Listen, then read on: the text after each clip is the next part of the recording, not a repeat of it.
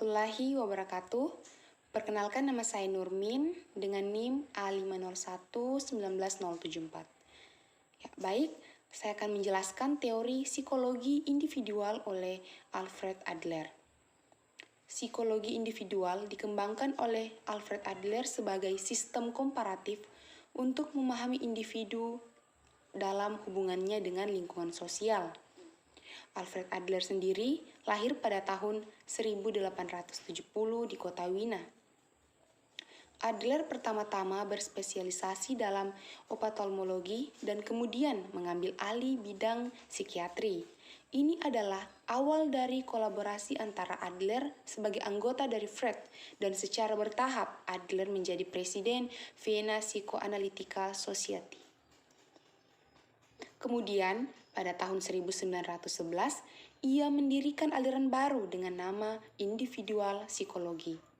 Psikologi individual mempunyai makna penting sebagai cara untuk memahami tingkah laku individu manusia.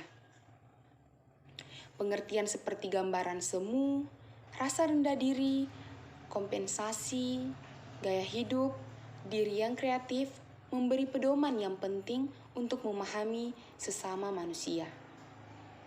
Aliran ini tidak memberikan susunan yang teliti mengenai struktur, dinamika, serta perkembangan kepribadian, tetapi mementingkan perumusan, petunjuk-petunjuk praktis untuk memahami sesama manusia.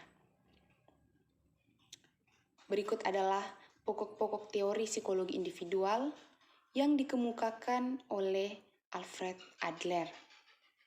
Yang pertama, individualitas sebagai pokok persoalan.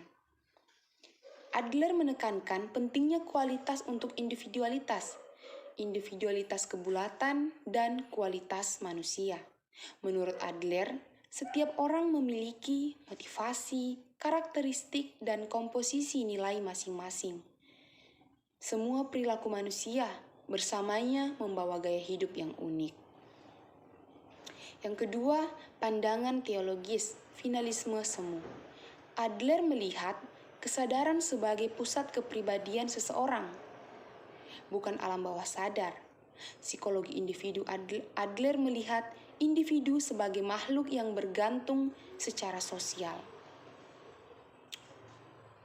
Yang ketiga, dua dorongan pokok. Yang pertama, dorongan kemasyarakatan yang mendorong manusia bertindak yang mengabdi kepada masyarakat.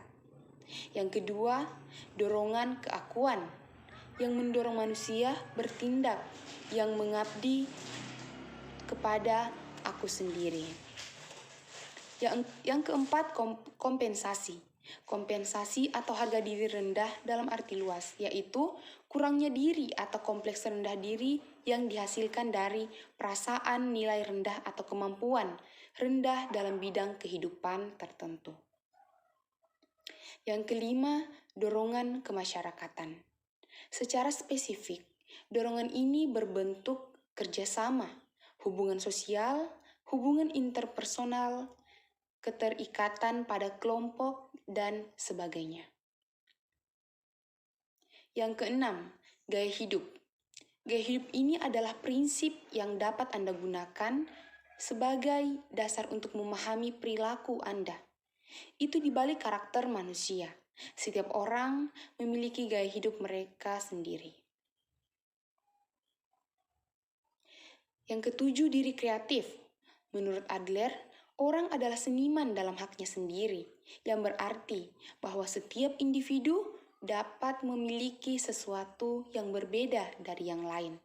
Setiap individu berhak menentukan gaya hidupnya dengan kreativitas yang dirancang sendiri. Dalam teori psikologi individual yang digagas oleh Alfred Adler, terdapat teknik konseling yang dapat digunakan oleh konselor untuk melakukan konseling, yaitu yang pertama, teknik komparatif. Dalam metode ini, konselor membandingkan dirinya dengan konseli terhadap permasalahan yang sedang dialami oleh konseli. Dengan menggunakan empati, konselor mencoba membayangkan gaya hidup, konseli, dan masalah dalam dirinya. Berdasarkan hal ini, konselor dapat membantu konseli meningkatkan gaya hidup mereka dan memecahkan masalah. Yang kedua, teknik analisis mimpi. Selain itu, konseling yang digunakan oleh konselor penganut Adler ialah teknik analisis mimpi. Teknik ini digunakan untuk menemukan pola gaya hidup dan tujuan konseli. Dengan menganalisis mimpi konseli, konselor diharapkan dapat menilai tujuan hidup klien. Berdasarkan hal ini, konselor akan membantu konseli untuk memecahkan masalahnya. Dalam konsep teori psikologi individual yang digagas oleh Alfred Adler, juga memiliki kekurangan dan kelebihannya. Kelemahannya yang pertama yaitu penekanan berlebihan pada wawasan intelektual dalam menyikapi perubahan. Yang kedua, penekanan berlebihan pada pengalaman subjektif nilai dan minat sebagai penentu perilaku. Yang ketiga, meminimalkan faktor biologis dan riwayat. Yang keempat, terlalu banyak penekanan pada tanggung jawab pada keterampilan diagnostik konselor. Yang kedua yaitu kelebihan. Kelebihannya yang pertama kepercayaan yang optimis bahwa setiap individu bisa berubah, bisa mencapai sesuatu, arah penilaian manusia bersifat positif. Yang kedua penekanan hubungan konseling menjadi suatu media untuk mengubah klien. Yang ketiga menekankan bahwa masyarakat tidak sakit atau salah, akan tetapi individunya yang sakit atau salah. Yang keempat menekankan individu kekuatan sebagai pendorong perilaku. Baik, sekian penjelasan dari materi teori psikologi individual oleh Alfred Adler. Saya ucapkan terima kasih. Wassalamualaikum warahmatullahi wabarakatuh.